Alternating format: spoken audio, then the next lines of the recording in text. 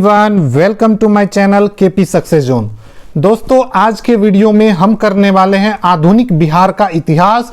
और इस वीडियो में दोस्तों मॉडर्न बिहार हिस्ट्री से जितने भी क्वेश्चन आते हैं सब आपको कवर हो जाएगा। एक पूरा मैराथन वीडियो है, आप लोग देख रहे हैं सारा टॉपिक, जैसे कि बिहार में यूरोपीय कंपनी के गतिविधि से लेकर बिहार का इतिहास आज़ादी तक, भारत के आज़ादी तक जितने भी पॉइंट बनते हैं और जो एग्जाम में पूछे जाते हैं सबको इस वीडियो में कवर किया जाएगा एकदम डिटेल से। तो आप लोग वीडियो के अंत तक जरूर बने रहे, ठीक है, और चैनल को सब्सक्राइब कर लीजिए। चलिए बताते हैं कि कौन कौन सा टॉपिक इस वीडियो में हम लोग कवर करने वाले हैं। तो पहला जो है देखिए दोस्तों, ये टॉपिक है जिसको हाईलाइट कर देते हैं, बिहार में यूरोपीय व्यापारी कंपनी की गतिविधि। ठीक है, बिहार में यूरोपीय व्यापारी कंपनियों की गतिविधि। उसके बाद बहावी आंदोलन बिहार में किस प्रकार से इफेक्टेड था उसके बारे में भी पढ़ेंगे। फिर बिहार में 1857 की क्रांति, ये तो काफी हॉट टॉपिक है और इससे हर बार एग्जाम में क्वेश्चन पूछा जाता है। अगला है दोस्तों बंग भंग एवं स्वदेशी आंदोलन बिहार के क्षेत्र में, और पूरा डिटेल देखेंगे। फिर क्रांतिकारी आंदोलन, बिहार का एक अलग प्रांत के रूप में कैसे बिहार का नया बिहार का सृजन हुआ था, किस प्रकार से, उसको भी देखेंगे। और जितने भी क्वेश्चन दोस्तों पूछे जाते हैं बीपीएससी में वो सारे कवर करेंगे। 12 तारीख को आप लोग का एग्जाम है, 12 फरवरी का एडमिट कार्ड भी 1-2 दिन में आ जाएगा। तो आप लोग इस वीडियो को लास्ट तक जरूर देखेंगे, ठीक है। तो ये सारा टॉपिक है दोस्तों। अगला है देखिए बिहार का इतिहास, स्वतंत्रता आंदोलन कवर करेंगे। फिर चंपारण आंदोलन, खिलाफत आंदोलन, बिहार का असहयोग आंदोलन में जो बिहार का योगदान है उसके बारे में, कृषक आंदोलन, साइमन कमीशन का विरोध जो हुआ था उसमें बिहार का कितना विरोध हुआ था, कहां पे कैसे विरोध हुआ था, सारा कुछ कवर होगा। बिहार का इतिहास में सविनय अवज्ञा आंदोलन, बिहार आधुनिक बिहार में भारत छोड़ो आंदोलन, और उसके बाद भारत छोड़ो आंदोलन के समय जो गुप्त गतिविधियां चलाई गई थी उसमें बिहार का क्या योगदान था, ये सारा कवर होगा एक ही वीडियो में। पूरा मॉडर्न हिस्ट्री हम लोग कंप्लीट खत्म करेंगे। तो चलिए वीडियो को शुरू करते हैं, ठीक है। पहला जो है दोस्तों वो है कंपनी की गतिविधि। बिहार के क्षेत्र में सर्वप्रथम पुर्तगाली आए थे। अगर पूछा जाए कि कौन से विदेशी सबसे पहले बिहार में आए थे, तो दोस्तों बिहार में सर्वप्रथम पुर्तगाली आए थे। और भारत में भी सर्वप्रथम कौन आया था, तो पुर्तगाली ही आया था, वास्को डी गामा आया था, ठीक है। तो इसको भी याद रखना है, भारत में भी और बिहार में भी सर्वप्रथम कौन आए थे, तो पुर्तगाली आए थे। बिहार जो है दोस्तों पूछा जाता है किस चीज के व्यापार के लिए प्रसिद्ध था, तो बिहार सोरा के व्यापार के लिए प्रसिद्ध था, ठीक है, याद रखना है। सोरा के व्यापार के लिए प्रसिद्ध था, जिस पर डच व्यापारी का प्रभुत्व हुआ करता था। सोरा के व्यापार पे किसका प्रभुत्व हुआ करता था, तो डच व्यापारी का प्रभुत्व हुआ करता था। वर्तमान में पटना कॉलेज का जो उत्तरी इमारत है वहां पे 1632 ईस्वी में डच फैक्ट्री स्थापित की गई थी। तो अगर पूछा जाए बिहार में पहला डच फैक्ट्री कब स्थापित किया गया था, तो 1632 ईस्वी में। याद कर लीजिएगा दोस्तों, ये क्वेश्चन पूछा जाता है और पूछा भी गया है बीपीएससी में कि पहली डच फैक्ट्री की स्थापना कब हुई थी, तो 1632 में। और वो कहां पे है, तो पटना कॉलेज जो अभी देख रहे हैं आप लोग, उसका उत्तरी भवन जो है, इमारत है, वहीं पे स्थापना किया गया था 1632 ईस्वी में, पहली डच फैक्ट्री का। काफी इंपॉर्टेंट क्वेश्चन है। चलिए अगला है सोरा के व्यापार से लाभ उठाने के लिए। अब देखो डच तो व्यापार कर ही रहे थे, अब सोरा के व्यापार में लाभ उठाने के लिए अंग्रेज ने भी 1620 ईस्वी में पटना में आलमगंज में अपनी पहली फैक्ट्री स्थापित करता है। तो अगर पूछे पटना में अंग्रेज कब किए थे, तो 1620 ईस्वी में किए थे अंग्रेज, और डच कब किया था, 1632 ईस्वी में। पहले अंग्रेज ही करते हैं, उसके बाद डच किए हैं, ठीक है। तो इसको याद रखिएगा, डच कब किया था, 1632 में, और 1620 ईस्वी में अंग्रेज पटना के आलमगंज में अपना पहला फैक्ट्री स्थापित किया था। बिहार के लिए पूछा जाता है, बिहार किस चीज के लिए व्यापार के लिए फेमस था, तो सोरा के व्यापार के लिए फेमस था। तत्कालीन बिहार के सूबेदार मुबारक खान ने अंग्रेज के रहने की व्यवस्था कराई, लेकिन 1621 ईस्वी में ही यह फैक्ट्री बंद हो गई थी। मात्र 1 साल चली, 1621 ईस्वी में अंग्रेजों की जो फैक्ट्री है वो बंद हो गई थी। उस समय बिहार का सूबेदार कौन था, तो मुबारक खान था, जो अंग्रेज को रहने का व्यवस्था कराया था। तो पूछेगा कि बिहार में जब पटना के आलमगंज में फैक्ट्री स्थापित की गई थी अंग्रेजों के द्वारा। तो बिहार का सूबेदार कौन था जिसने अंग्रेज को रहने की व्यवस्था की थी? तो आप लोग आराम से मार के आएंगे, मुबारक खान। पूरा डिटेल पढ़ेंगे दोस्तों, एक भी क्वेश्चन इससे बाहर नहीं जाएगा, ठीक है। तो एक बार इस वीडियो को लास्ट तक जरूर देख लीजिएगा। अगला है 1664 ईस्वी में जॉब चार्नोक को पटना फैक्ट्री का प्रधान बनाया जाता है। ये जॉब चार्नोक वही है जिन्होंने कलकत्ता शहर की भी स्थापना किया था। इसी का श्रेय जाता है कलकत्ता शहर के स्थापना में। 1664 ईस्वी में जॉब चार्नोक को पटना फैक्ट्री का प्रधान बनाया गया और इस पद पर ये 1680 से 81 तक रहा था, ठीक है। जॉब चार्नोक को 1664 ईस्वी में पटना फैक्ट्री का प्रधान बनाया गया। 1680 ईस्वी में बिहार के सूबेदार शाहिस्ता खान ने अंग्रेजों की कंपनी के व्यापार पर 3.5% कर लगा दिया था। तो पूछे कौन था बिहार का सूबेदार जिसने अंग्रेज के कंपनी के व्यापार पर 3.5% का कर लगा दिया था? तो आपको मारना है शाहिस्ता खान। कौन था? तो शाहिस्ता खान, ठीक है दोस्तों। अगर आपको इसका पीडीएफ चाहिए तो पीडीएफ टेलीग्राम चैनल पे अपलोड कर दिया जाएगा, आप लोग टेंशन नहीं लीजिए, ठीक है। आप लोग वहां से डाउनलोड करके इसे दोबारा रिवीजन कर सकते हैं।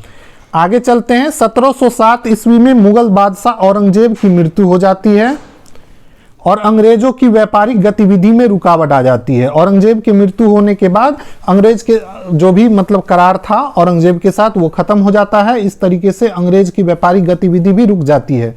फिर 1713 ईस्वी में पटना फैक्ट्री बंद हो जाती है, ठीक है। 1717 ईस्वी में फर्रुखसियार ने अंग्रेज को बिहार और बंगाल के व्यापार करने की पुनः स्वतंत्रता दे देता है। फर्रुखसियार जो था दोस्तों, ये उत्तर मुगल काल की बात है। फर्रुखसियार एक शासक हुए 1717 ईस्वी में। उन्होंने अंग्रेजों को बिहार और बंगाल में व्यापार करने की पुनः स्वतंत्रता दे देता है, ठीक है। कौन दिया था? तो इसे 1717 का सुनहरा फरमान भी बोला जाता है। फर्रुखसियार के द्वारा दिया गया था 1717 ईस्वी में। और इसमें क्या था कि बिहार और बंगाल में व्यापार करने की पुनः स्वतंत्रता दे दिया जाता है अंग्रेजों को, ठीक है। उसके बाद 23 जून 1757 ईस्वी को प्लासी का युद्ध हुआ था। ये सभी लोग को पता है। प्लासी जो है दोस्तों, ये कहाँ पे है? तो ये पश्चिम बंगाल में पड़ता है। ये भागीरथी नदी के किनारे है। ये क्वेश्चन भी पूछता है तो उसको भी याद रखेंगे। और प्लासी के युद्ध के पश्चात लॉर्ड क्लाइव और मीर जाफर को बंगाल का नवाब नियुक्त किया गया। लॉर्ड क्लाइव ने मीर जाफर ये था दोस्तों सिराजुद्दौला से विश्वासघात किया था। उसके बाद जानते होंगे इस लॉर्ड क्लाइव और अंग्रेजी सेना का नेतृत्व कर रहे थे इसमें प्लासी का युद्ध में। 23 जून 1757 डेट के साथ इसको याद रखेंगे, कई बार डेट भी पूछ देता है। तो 23 जून 1757 लॉर्ड अंग्रेज जीत जाते हैं। लॉर्ड क्लाइव मीर जाफर को बंगाल का नवाब नियुक्त करता है और उसका जो पुत्र रहता है मीरन जो था दोस्तों, ये पुत्र है किसका? मीर जाफर का। इसको बिहार का उप नवाब नियुक्त किया जाता है। तो बिहार का उप नवाब नियुक्त किया जाता है, ठीक है। तो अगर पूछे बिहार का उप नवाब किसे नियुक्त किया गया था प्लासी के युद्ध के बाद, तो आपको आंसर देना है मीरन को। मीरन किसका पुत्र था? तो मीर जाफर का। लेकिन बिहार के वास्तविक सत्ता बिहार के नायाब नाजिब राजा राम नारायण के हाथों में थे। लेकिन उसके बाद भी बिहार का जो वास्तविक सत्ता जो था प्लासी के युद्ध के बाद नायाब था यहाँ का नाजिम राजा राम नारायण के हाथों में था, ठीक है। इसको भी याद रखना है। राम नारायण कौन थे? तो जो कि बिहार के सत्ता पे जब प्लासी के युद्ध के बाद अंग्रेजों का कब्जा हो जाता है बंगाल प्रांत पे, उस समय बिहार के क्षेत्र पे फिर भी अंग्रेज पूर्ण रूपेण सत्ता स्थापित नहीं कर पाता है। मीरन जो है दोस्तों उसको उप नवाब नियुक्त किया जाता है, लेकिन वास्तविक सत्ता जो रहता है नायाब नाजिम राजा राम नारायण के हाथों में रहता है, ठीक है। तो इसको भी याद रखना है। अब चलिए देखते हैं 1760 ईस्वी में अली गौहर को पटना का घेरा डाला था। अली गौहर आप लोग कमेंट करके बताएंगे कि अली गौहर किसे बोला जाता है, ठीक है। इसका दूसरा नाम क्या है? पटना पर घेरा डाला था जिसे कैप्टन नॉक्स के नेतृत्व में अंग्रेजी सेना ने मार भगाया, ठीक है। अली गौहर पटना पर घेरा डाला, लेकिन कैप्टन नॉक्स जो था अंग्रेजी सेना का नेतृत्व किया था और वो उसे मार भगाता है। उसके बाद मुगल सम्राट आलमगीर द्वितीय की मृत्यु हो जाती है। उसके बाद अली गौहर पटना में अंग्रेज की फैक्ट्री में राजाभिषेक किया, ठीक है। तो ये क्वेश्चन पूछा जाता है कि कौन सा उत्तर मुगल कालीन शासक था जिसका पटना में राजाभिषेक हुआ था, ठीक है। और आप लोग कमेंट करके जल्दी बताइए कि अली गौहर का क्या नाम था, दूसरा नाम जिस नाम से वो मुगल काल में गद्दी पे बैठता है, उत्तर मुगल काल में गद्दी पे बैठता है, ठीक है, उसका अली गौहर के नाम से भी जानते हैं, ठीक है। और दूसरा नाम आप लोग कमेंट में बताएंगे, ठीक है। हम देख रहे हैं कमेंट में, लास्ट में आपको आंसर बता दिया जाएगा, अभी आप लोग कमेंट में बताइए, ठीक है। पटना में अंग्रेज की फैक्ट्री में राजाभिषेक हुआ था इसका, तो पूछा जाता है, इसको याद रखना है। अगला है दोस्तों, अंग्रेज के हस्तक्षेप से मुक्त रहने के उद्देश्य से बंगाल का नवाब मीर कासिम ने अपनी राजधानी मुर्शिदाबाद से हटाकर मुंगेर में स्थापित की थी, ठीक है। तो आप लोगों को पता होगा कि मीर जाफर के बाद बंगाल मीर जाफर को हटा देता है कुछ दिन के बाद, और फिर मीर कासिम जो कि मीर जाफर का दामाद था उसको गद्दी पे बैठाता है कौन, तो अंग्रेज, ठीक है। तो उसके बाद जो बंगाल का नवाब मीर कासिम बनता है मीर जाफर के बाद, वो अपना राजधानी शिफ्ट करता है बंगाल कोलकाता से, मुर्शिदाबाद से हटाकर मुंगेर में स्थापित करता है। कहां पे, मुंगेर में। मुंगेर कहां पे है, तो बिहार में है, ठीक है। मुर्शिदाबाद से मुंगेर लाया था और उसी के काल में यहां पे बंदूक की फैक्ट्री बनाई गई थी, तो ये क्वेश्चन भी पूछा जाता है, ठीक है। अब चलिए 1764 ईस्वी में फिर एक युद्ध होता है, यह है बक्सर का युद्ध। यह युद्ध बंगाल के नवाब मीर कासिम, अवध का नवाब सुजाउद्दौला और मुगल सम्राट शाह आलम द्वितीय, तीन लोगों की संयुक्त सेना मिलके अंग्रेजों के साथ युद्ध करते हैं। और इस युद्ध में हेक्टर मुनरो जो कि नेतृत्व करते हैं अंग्रेजी सेना को, ठीक है। आप लोग को याद रखना है, प्लासी के युद्ध में अंग्रेज की तरफ से कौन था, तो रॉबर्ट क्लाइव नेतृत्व किया था। और अगर पूछे बक्सर के युद्ध में, तो हेक्टर मुनरो के द्वारा नेतृत्व किया गया था, ठीक है। इसमें 3 सेना थी, मीर कासिम जो कि बंगाल का नवाब था, अवध का नवाब सुजाउद्दौला, ठीक है, और मुगल सम्राट शाह आलम द्वितीय, ये तीनों की संयुक्त सेना थी, ठीक है। फिर भी इसमें किसकी हार हो जाती है, संयुक्त सेना की हार हो जाती है और अंग्रेज विजय हो जाते हैं। इसके साथ ही पूछा जाता है वास्तविक, मतलब अंग्रेजों का स्थापना हो जाता है, मतलब अपना प्रभुत्व स्थापित कर लेता है बक्सर के युद्ध के बाद। प्लासी के युद्ध के बाद उसे पांव पसारने का मौका मिलता है और बक्सर के युद्ध के साथ ही अंग्रेज पूर्ण रूपेण भारत में स्थापित हो जाते हैं। तो एक क्वेश्चन पूछा जाता है, इसको भी ध्यान रखना है, ठीक है। बाकी ये तीनों संयुक्त सेना के बारे में भी पूछा जाता है, मीर कासिम, सुजाउद्दौला और शाह आलम द्वितीय, तीनों काफी इंपॉर्टेंट है। बक्सर का युद्ध पूछा जाता है, ठीक है। और इसको भी याद रखना है, हेक्टर मुनरो जो कि इसका नेतृत्व किए थे। अब देखेंगे दोस्तों 1765 ईस्वी में शाह आलम द्वितीय ने बिहार, बंगाल और उड़ीसा के क्षेत्र में दीवानी लगान वसूली का अधिकार ईस्ट इंडिया कंपनी को प्रदान करता है।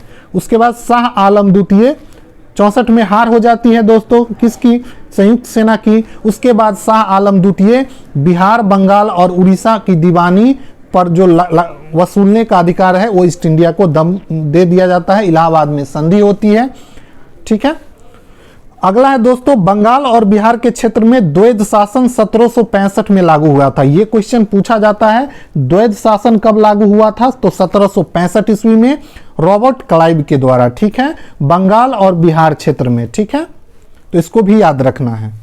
और इसको खत्म कर देता है वारेन हेस्टिंगस आके 1772 ईस्वी में वारेन हेस्टिंगस आता है और वो 1774 में इसे खत्म कर देता है द्वैध शासन को। इस समय बिहार का प्रशासन मिर्जा मोहम्मद काजिम खान था और उप सूबेदार धीरज नारायण था। मिर्जा मोहम्मद काजिम खान क्या था, बिहार का प्रशासक था। जब बिहार में द्वैध शासन लगा, पूछे जाए कि जब बिहार में द्वैध शासन लगा 1765 ईस्वी में, उस समय बिहार का प्रशासक कौन था, तो मिर्जा मोहम्मद काजिम खान, और उप सूबेदार कौन था, तो धीरज नारायण। तो इसको भी आप लोग याद रखेंगे। वैसे उतना डीप नहीं जाएगा, अगर डीप जाता है तो ये किस टाइप का क्वेश्चन आपको देखने को मिल सकता है। उसके बाद है दोस्तों 1766 ईस्वी में पटना स्थित अंग्रेज की फैक्ट्री के मुख्य अधिकारी मिल्टन को राजा धीरज नारायण और राजा सिताब राय के साथ एक प्रशासन मंडली सदस्य नियुक्त किया गया, ठीक है। राजा सिताब राय जो कि बाद में बिहार का उप दीवान भी बनता है, तो इसको भी याद रखना है। और राजा धीरज नारायण, ये पटना स्थित अंग्रेज की फैक्ट्री के मुख्य अधिकारी जो था मिल्टन, इसके साथ मिलकर एक प्रशासन मंडली का सदस्य नियुक्त किया गया। अब देखिए 1770 में क्या होता है, बिहार में भीषण अकाल पड़ता है, सीसन नहीं भीषण है, तो तो इसको देख लीजिएगा, गलती टाइप हो गया है। भीषण अकाल पड़ता है 1770 में बिहार में। पटना, भागलपुर और दरभंगा का क्षेत्र जो है दोस्तों इस अकाल से सबसे अधिक प्रभावित होता है। ठीक है, 1770 ईस्वी में बिहार के लिए पटना में एक लगान परिषद का गठन किया गया। ठीक है, तो पूछे कि बिहार के लिए लगान परिषद का गठन कब किया गया, तो 1770 ईस्वी में। और कहां पे, तो पटना में। कहां पे किया गया दोस्तों, तो पटना में लगान परिषद का गठन। इसका अध्यक्ष जेम्स अलेक्जेंडर था और इसके सदस्य थे रॉबर्ट पाल्क और जॉर्ज वेंसीटार्ट। ये बाद में चल के वेंसीटार्ट बंगाल का गवर्नर भी बनता है। ठीक है, तो रॉबर्ट पाल्क और जॉर्ज वेंसीटार्ट जो थे इसके अध्यक्ष थे। पटना में लगान परिषद का गठन हुआ था। ठीक है, बिहार के लिए लगान वसूली का कार्य अब लगान परिषद द्वारा देखा जाने लगा, जबकि सिताब राय के अधीन निजामत समान प्रशासन का कार्य रह गया। और जो लगान वसूलने का काम था अब लगान परिषद के द्वारा करने लगा। और सिताब राय जो था, जो बिहार का उप दीवान नियुक्त हुआ था, वो निजामत या समान प्रशासन का काम देखने लगा था। ठीक है, लगान का काम, पैसा वाला काम अंग्रेज अपने पास रख लिया। अब देखिए 1774 ईस्वी में आता है रेगुलेटिंग एक्ट के पारित होने के बाद निरीक्षक और बिहार परिषद दोनों को समाप्त कर बिहार के लिए एक प्रांतीय सभा का गठन किया गया। 1774 ईस्वी में द्वैध शासन खत्म कर दिया जाता है वारेन हेस्टिंग्स के द्वारा। ठीक है, सॉरी 1774 के रेगुलेटिंग एक्ट में नहीं, 1772 में इसे खत्म कर दिया जाता है। वारेन हेस्टिंग्स बनते हैं बंगाल के वो बंगाल में और वो खत्म कर देते हैं। ठीक है, चलिए अब अगला देखते हैं। 1790 ईस्वी तक अंग्रेज ने बिहार में फौजदारी प्रशासन को भी अपने नियंत्रण में ले लिया। पटना के प्रथम अंग्रेज मजिस्ट्रेट के पद पर चार्ल्स फ्रांसिस ग्रांड की नियुक्ति हुई। तो इसको पूछा जाता है प्रथम अंग्रेजी मजिस्ट्रेट कौन था, जो कि पटना का प्रथम अंग्रेजी मजिस्ट्रेट कौन था, तो चार्ल्स फ्रांसिस ग्रांड। ठीक है, इसको याद रखना है, ये पूछा जाता है चार्ल्स फ्रांसिस ग्रांड। और कब बना था, तो 1790 ईस्वी में। अगला है 1774 ईस्वी के रेगुलेटिंग एक्ट पारित होने के बाद निरीक्षक और बिहार परिषद दोनों को समाप्त कर बिहार के लिए एक प्रांतीय सभा का गठन किया गया था। तो पूछे कि बिहार के लिए एक प्रांतीय सभा का गठन कब किया गया था, तो 1774 के रेगुलेटिंग एक्ट के तहत। ठीक है, बिहार के लिए एक प्रांतीय सभा का गठन किया गया था। 1790 ईस्वी तक बिहार में अंग्रेजों ने बिहार में फौजदारी प्रशासन को भी अपने नियंत्रण में ले लिया और पटना में प्रथम अंग्रेज मजिस्ट्रेट के पद पर चार्ल्स फ्रांसिस ग्रांड की, यह शायद रिपीट हो गया है, दोबारा टाइपिंग हो गया है। ठीक है, तो आप लोग इसको देख लीजिए, कोई बात नहीं है, दोनों हो गया। अब चलते हैं दोस्तों आधुनिक बिहार का एक और इंपॉर्टेंट टॉपिक, बहावी आंदोलन। बहावी आंदोलन और इससे किस तरीके से बिहार प्रभावित हुआ था, पूरा डिटेल में देखेंगे। ठीक है, क्वेश्चन पूछा जाता है बहावी आंदोलन से। अब देखिए भारत में बहावी आंदोलन के प्रवर्तक राय बरेली के कौन थे, सैयद अहमद बरेलवी। तो ये क्वेश्चन पूछा जाता है, सैयद अहमद बरेलवी बहावी आंदोलन के प्रवर्तक कौन थे, तो सैयद अहमद बरेलवी। और कहां के रहने वाले थे, तो उत्तर प्रदेश के रायबरेली के रहने वाले थे। 1821 ईस्वी में वो पटना आते हैं। अब ये 1821 ईस्वी में पटना आते हैं कौन, तो सैयद अहमद बरेलवी। पटना में सादिकपुर एवं ननमोहिया मोहल्ले के फतेह अली और इलाही बख्श, दो लोग हैं दोस्तों, फतेह अली और इलाही बख्श का परिवार उसके विचार को स्वीकार कर लेता है। पटना का ये दो मोहल्ले के हैं, फतेह अली और इलाही अली। ठीक है, पटना में ही प्रथम बार एक संगठित आधार तैयार करने का प्रयास किया गया और पहली बार बहावी आंदोलन में एक संगठित आधार जो तैयार हुआ वो कहां पे, पटना में। किसी भी आंदोलन का आप लोग जानते हैं कि पटना केंद्र रहा है बिहार में। मेन आंदोलन, बहुत सारे आंदोलन हुए हैं, वैसे बहुत जगह भी हुए, लेकिन बिहार में आंदोलन, जेपी आंदोलन, ये सब सारा कुछ।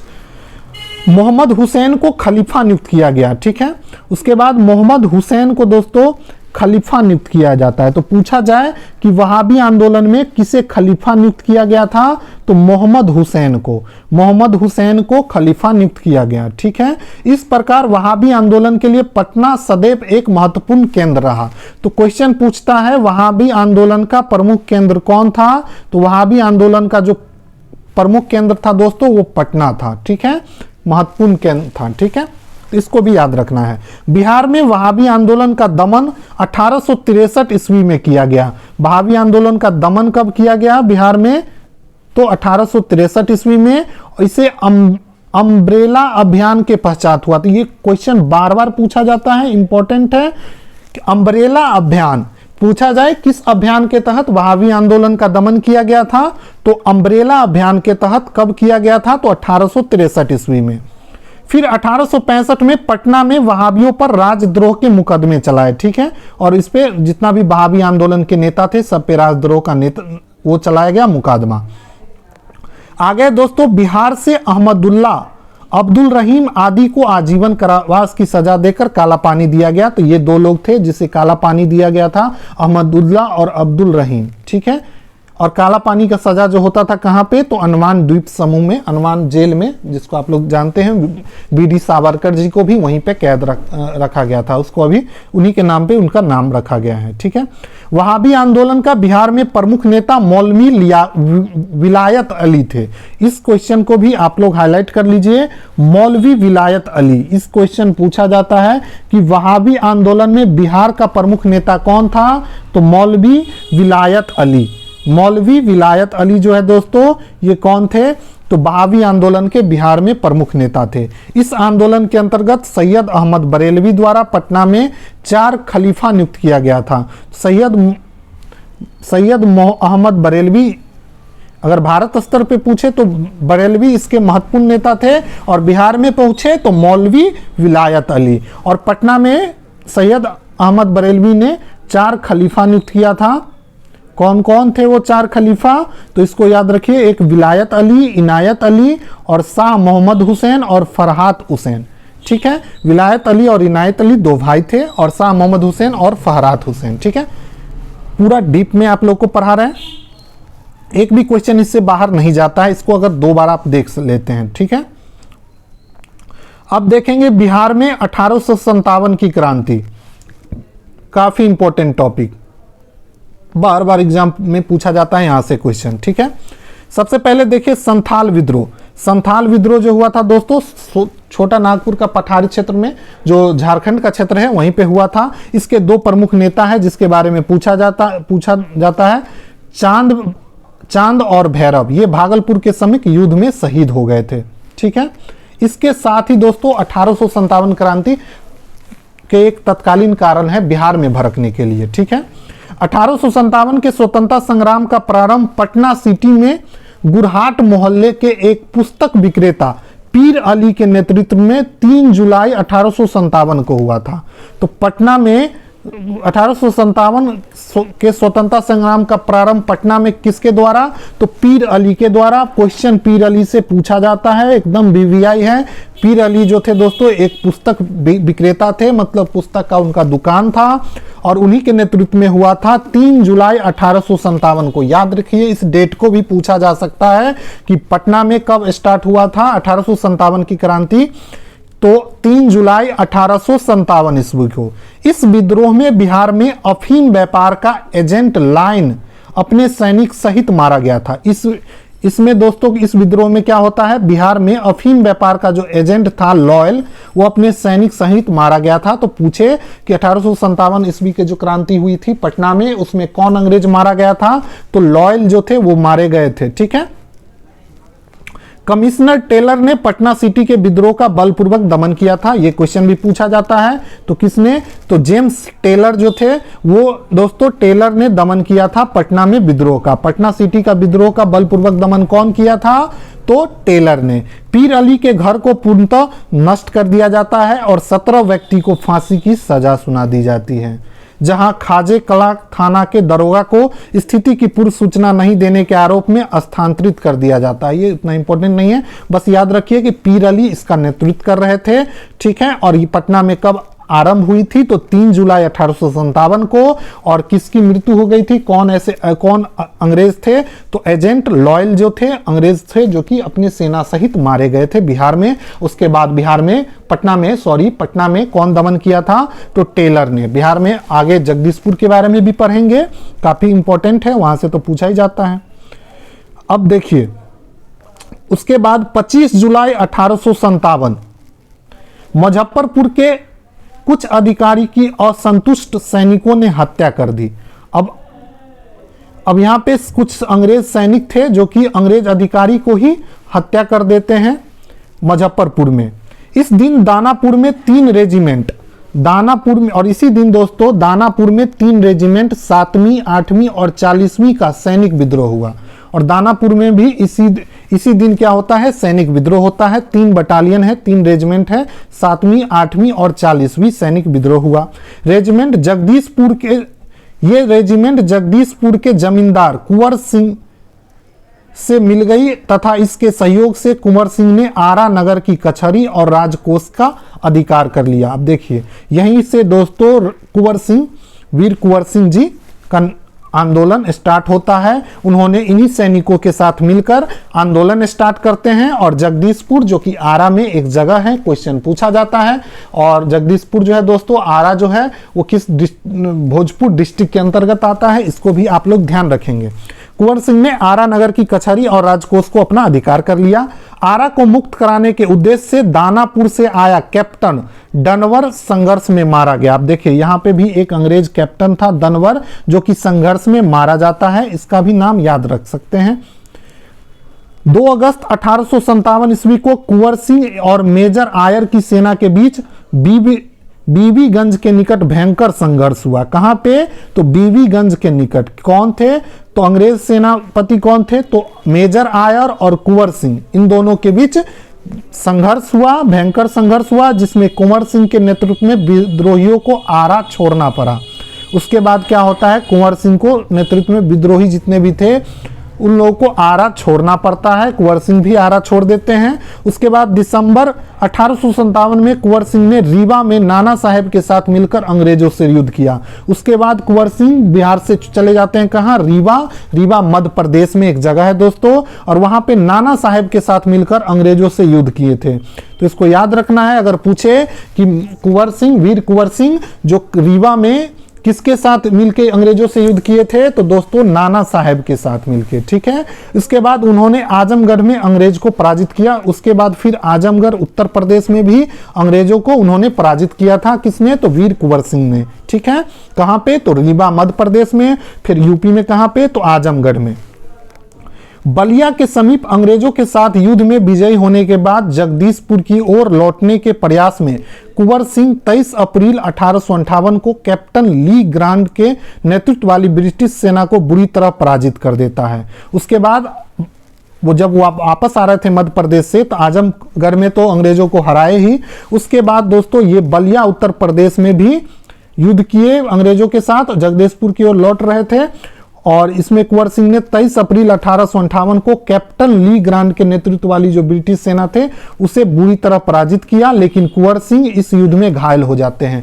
कुंवर सिंह क्या हो जाते हैं, घायल हो जाते हैं, और 2 दिन पश्चात उनकी मृत्यु हो जाती है। तो इस तरीके से ये कुंवर सिंह थे जो कि 1857 की क्रांति में एक काफी अच्छे से युद्ध लड़ा था अंग्रेजों के साथ। आप लोग देख रहे हैं बिहार से लेके मध्य प्रदेश, यूपी में आके फिर से वापस आए और हराए भी अंग्रेज सेना को, लेकिन घायल हो गए थे तो मृत्यु हो जाती है 2 दिन के बाद।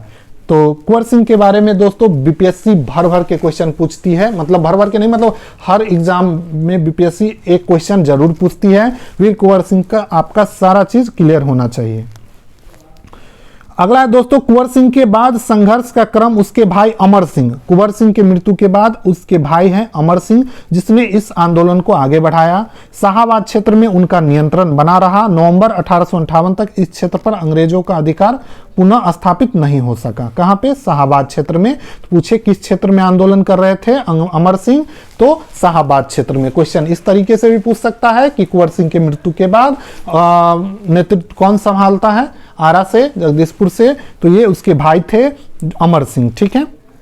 उसके बाद है गया तथा समीपवर्ती क्षेत्र में नवादा, जहानाबाद, राजगीर, अमरथू आदि में 1857 के विद्रोह का नेतृत्व हैदर अली खान, मेहदी अली खान, अहमद खां, गुलाम अली खां, हुसैन बंगस खां, हक्कू सिंह, ये सब नाम है दोस्तों, याद रख लीजिएगा, एक बार देख लीजिएगा अगर ऑप्शन में कहीं आता है कि किसका संबंध 1857 के क्रांति से है। बिहार के क्षेत्र में, तो आप मार सकते हैं। बाकी एक बार देख सकते हैं, अगर पूछे इस तरीके से, वैसे पूछता नहीं है। आगे, छपरा में 1857 के विद्रोह का नेतृत्व मोहम्मद हुसैन खान ने किया था। इसको याद रखना है, अच्छा क्वेश्चन है। छपरा में 1857 विद्रोह का नेतृत्व किसने किया था? तो मोहम्मद हुसैन खान ने। किसने किया था दोस्तों? मोहम्मद हुसैन खान ने छपरा में नेतृत्व किया था। किसका? 1857 के विद्रोह का। बिहार में 1857 के विद्रोह के प्रमुख केंद्र दानापुर, सारण, तिरहुत, चंपारण, शाहाबाद, मुजफ्फरपुर, भागलपुर, ये सारा क्षेत्र है बिहार शरीफ। ठीक है, इसमें से दे देता है कौन सा क्षेत्र नहीं है, तो देखिए दरभंगा जो है ऑप्शन में बार बार दे देता है, उधर नहीं हुआ, असर ज्यादा नहीं पड़ा था, तो उसको आंसर देख लीजिएगा। अगला है दोस्तों, 30 जुलाई 1857 को ब्रिटिश सरकार ने सारण, तिरहुत, चंपारण और पटना जिले में सैनिक शासन लागू कर दिया था। अगस्त 1857 में भागलपुर में विद्रोह भड़क जाता है। विद्रोहियों ने वहां गया पहुंचकर वहां कैद 400 लोगों को मुक्त कर देते हैं। तो ये क्वेश्चन पूछ देता है कि 1857 में कहां पे विद्रोहियों ने 400 सैनिक को मुक्त कर दिया था? तो गया में। कहां पे? तो गया में। इसके अतिरिक्त टिकरी राज पर भी हमला हुआ, वहां से 10,000 रुपए लूट लिए थे। अब देखते हैं दोस्तों, बंग भंग आंदोलन और स्वदेशी आंदोलन जो हुआ था और उसमें बिहार का क्या परिप्रेक्ष्य है, उसको भी देखेंगे।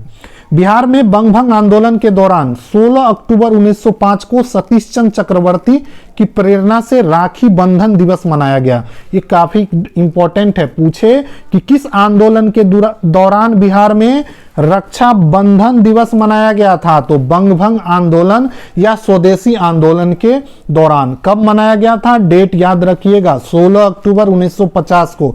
किसके नेतृत्व में, किसकी प्रेरणा से? तो सतीश चंद्र चक्रवर्ती की प्रेरणा से। ठीक है, ये काफी इंपॉर्टेंट है दोस्तों। बंग भंग आंदोलन से बिहार में तरुण स्वदेशी आंदोलन से प्रभावित होकर 1906 में बिहार स्टूडेंट कॉन्फ्रेंस की स्थापना की गई।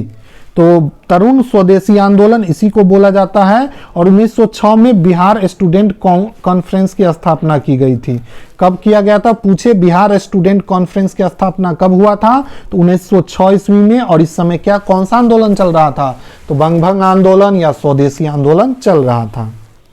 इतना इससे इंपॉर्टेंट है। बाकी बंग भंग आंदोलन के बारे में आप इंडिया के मॉडर्न हिस्ट्री में डिटेल पढ़े ही होंगे। ठीक है, चलिए अब अगला देखते हैं, क्रांतिकारी आंदोलन। 1906-07 में बाबाजी ठाकुर दास ने पटना में रामकृष्ण सोसाइटी की स्थापना की। क्वेश्चन अगर पूछे कि रामकृष्ण सोसाइटी की स्थापना पटना में किसने किया था? तो बाबाजी ठाकुर दास ने। कब किया था? 1906-07 में। इसमें उतना इंपॉर्टेंट नहीं है, लेकिन याद रखिएगा, नाम इसका याद रखिए। बाबाजी ठाकुर दास ने पटना में रामकृष्ण सोसाइटी की स्थापना की थी तथा क्रांतिकारी विचार के प्रचार के लिए द मदरलैंड पत्र का प्रकाशन प्रारंभ किया था। यह भी काफी इंपॉर्टेंट है। द मदरलैंड पत्र का प्रकाशन किसने प्रारंभ किया था? तो बाबाजी ठाकुर दास ने। कहां पे? तो पटना में। और इसका संबंध किस सोसाइटी से है? तो रामकृष्ण सोसाइटी से। अगला है दोस्तों, 30 अप्रैल 1908। यह घटना भी दोस्तों बिहार की काफी इंपॉर्टेंट है। मुजफ्फरपुर के प्रमुख वकील पिंगले केनेडी की गाड़ी पर खुदीराम बोस, कौन थे दोस्तों? प्रमुख वकील थे पिंगले केनेडी। इसके गाड़ी पर खुदीराम बोस और प्रफुल्ल चाकी के द्वारा जज D.H. किंगफोर्ड की हत्या के उद्देश्य से। किसके उद्देश्य से? तो वहां का जो जज था D.H. किंगफोर्ड, उसके हत्या के उद्देश्य से बम फेंका था। और इसमें श्रीमती कैनेडी और उसकी पुत्री की मृत्यु हो जाती है। ठीक है, किसको मारना चाह रहा था? तो किंगफोर्ड की हत्या के प्रयास में बम फेंका गया था, लेकिन मर गए थे कौन? तो श्रीमती कैनेडी और उसकी पुत्री की मृत्यु हो जाती है। किसके द्वारा बम फेंका गया था? तो खुदीराम बोस के द्वारा। ठीक है, ये डेट याद रखिएगा। कब? तो 30 अप्रैल 1908 को। 30 अप्रैल 1908 को। ठीक है, ये डेट पूछा जाता है। उसके बाद दोस्तों प्रफुल्ल चाकी जो थे दोस्तों, उन्होंने 2 मई को 1908 को आत्महत्या कर लेते हैं और खुदीराम बोस पर मुकदमा चलाया जाता है और उन्हें फांसी दी जाती है। इस मुकदमा में कालीदास बसु जो थे, कालीदास बोस थे दोस्तों, ये वकील थे दोस्तों। किसके? खुदीराम बोस थे। तो अगर पूछे कि खुदीराम बोस को जो फांसी दिया गया था, उसमें खुदीराम बोस के जो वकील थे वो कौन से? तो कालीदास बसु या बोस, जो भी रहे, आप लोग उसको आंसर मार के आएंगे, ठीक है। कौन थे? कालिदास बसु। तो आप लोग इसको भी याद हो गया होगा आप लोग। 30 अप्रैल 1908 को बम फेंका गया था, किसके द्वारा? खुदीराम बोस और प्रफुल्ल चाकी जी के द्वारा, ठीक है। तो इसको अच्छे से याद कर लीजिएगा। चलिए आगे देखते हैं। 1907 में शांति नारायण ने स्वराज नामक एक समाचार पत्र निकाला। तो पूछा जाए स्वराज नामक समाचार पत्र किसके द्वारा निकाला गया था? तो शांति नारायण के द्वारा। किसके द्वारा? शांति नारायण के द्वारा, जिससे मुजफ्फरपुर बम कांड का जिक्र था और इसके लिए शांति नारायण की लंबी कैद हुई। तो मुजफ्फरपुर बम कांड का जिक्र किस समाचार पत्र में हुआ था? तो स्वराज समाचार पत्र में। इस तरीके से क्वेश्चन पूछेगा। और इसके संपादक कौन थे? तो शांति नारायण। शांति नारायण याद हो गया होगा। चलिए अब देखते हैं बिहार का अलग प्रांत के रूप में सृजन की मांग। 1906 ईस्वी में सच्चिदानंद और महेश नारायण के द्वारा पृथक बिहार की मांग के समर्थन में एक पुस्तिका प्रस्तुत की गई थी। तो सबसे पहले 1906 ईस्वी में सच्चिदानंद और महेश नारायण के द्वारा पृथक बिहार की मांग की गई थी और एक पुस्तिका प्रस्तुत की गई थी, ठीक है। पुस्तिका प्रस्तुत की गई थी। राजेंद्र प्रसाद के द्वारा 1906 ईस्वी में पटना में बिहारी छात्र सम्मेलन का आयोजन हुआ और बिहार स्टूडेंट कॉन्फ्रेंस गठित किया गया। 1906 ईस्वी में देखिए राजेंद्र प्रसाद के द्वारा 1906 ईस्वी में पटना के बिहारी छात्र सम्मेलन का आयोजन हुआ था। कहाँ पे? पटना में। किसके द्वारा? तो राजेंद्र प्रसाद जी के द्वारा। और बिहार स्टूडेंट कॉन्फ्रेंस का गठन होता है, ठीक है। तो पूछे बिहार स्टूडेंट कॉन्फ्रेंस का गठन कब हुआ? 1906 ईस्वी में। आगे है दोस्तों, बिहार प्रादेशिक सम्मेलन का प्रथम अधिवेशन पटना में 1908 में हुआ। तो बिहार प्रादेशिक सम्मेलन का प्रथम अधिवेशन कहाँ हुआ? पटना में 1908 ईस्वी में। इस अधिवेशन में मोहम्मद फरुखुद्दीन ने बिहार को बंगाल से पृथक कर एक नए प्रांत के रूप में संगठित करने का प्रस्ताव रखा, जिसे सर्वसम्मति से मान लिया जाता है। याद रखना है, मोहम्मद फरुखुद्दीन के द्वारा ये रखा गया था, ठीक है। प्रथम अधिवेशन में बिहार प्रादेशिक सम्मेलन का कहाँ कब हुआ था? पटना में 1908 ईस्वी में। देखिए दोस्तों, एक एक चीज डिटेल से बताया जा रहा है। अगर इस वीडियो को आप लोग करते हैं तो बीपीएससी में डीप से डीप क्वेश्चन अगर पूछे तो आप लोग कर ले जाएंगे, ठीक है। उसके बाद देखिए 12 दिसंबर 1911 को दिल्ली में आयोजित शाही दरबार में बिहार और उड़ीसा के क्षेत्र को बंगाल से पृथक कर नए प्रांत में संगठित करने की घोषणा सम्राज्ञी द्वारा किया गया, ठीक है।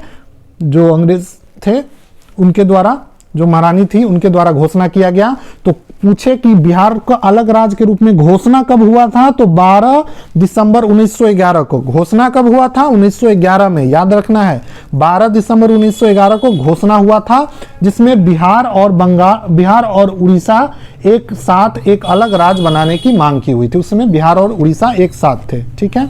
नया प्रांत जो बना दोस्तों 1 अप्रैल 1912 को विधिवत रूप से स्थापित हुआ। 1 अप्रैल 2012 को स्थापित हुआ, ठीक है, 1912 में।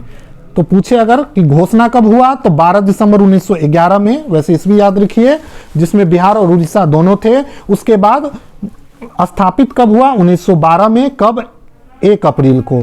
उसके बाद दोस्तों 22 मार्च को फिर क्या होता है? आगे चल के 1924 ईस्वी में बिहार जो है उड़ीसा से अलग हो जाता है और फिर अलग राज्य बनता है, ठीक है। तो यहाँ पे बिहार और उड़ीसा अलग अलग हो जाता है, तो इसको भी याद रखना है, ठीक है। नहीं सॉरी, ये गलती बता दिए, 1924 नहीं 1936 ईस्वी में, सॉरी 1936 ईस्वी में बिहार और उड़ीसा अलग अलग हो जाता है, ठीक है। इसको भी याद रखना है। और इसी दिन हम लोग मनाते हैं बिहार दिवस। कब मनाते हैं? तो 22 मार्च को। क्या मनाते हैं? बिहार दिवस, ठीक है। पटना में देखे ही होंगे 3 दिवसीय मेला लगता है गांधी मैदान में, घूमने गए होंगे आप लोग। चलिए अगला जो है बिहार, आधुनिक बिहार का स्वतंत्रता आंदोलन। अगले वीडियो में दोस्तों हम पूरा कंप्लीट करेंगे। तो इस वीडियो में यहीं तक। अगले वीडियो में फिर हम मिलते हैं, पार्ट 2 होगा वो, और उसमें हम पूरा लास्ट तक जितना भी टॉपिक बचा हुआ है, जैसा कि ऊपर में हम लोग देखे थे, चलिए देखते हैं कौन कौन सा टॉपिक कवर हुआ और कितना बचा हुआ है। तो देखिए हम लोगों ने आज के वीडियो में ये खत्म कर लिया, बिहार में यूरोपीय व्यापारिक कंपनी का गतिविधि खत्म कर लिया, वहां भी आंदोलन खत्म हो गया हमारा। बिहार में 1857 की क्रांति खत्म हो गया, बंगभंग आंदोलन हो गया। क्रांतिकारी आंदोलन ये भी हो गया। अलग प्रांत के रूप में सृजन भी कर दिए हम बिहार को। अब हम स्वतंत्रता आंदोलन में भाग लेंगे। बिहार का सृजन हो चुका है। अगले वीडियो में हम सारा टॉपिक कवर कर लेंगे, एक दिन और लगेगा। तो आप लोग चैनल को जरूर सब्सक्राइब कर लीजिए ताकि अगला वीडियो जब आपके पास आए तो उस वीडियो में और डिटेल से पढ़ेंगे ये सारा टॉपिक। और अगला वीडियो दोस्तों काफ़ी इंपॉर्टेंट होने वाला है, उसमें ज़्यादा क्वेश्चन वहाँ से भी पूछे जाते हैं, तो उसको जरूर देखिएगा। तो आप लोग चैनल को सब्सक्राइब कर लीजिए, ठीक है। Thank you.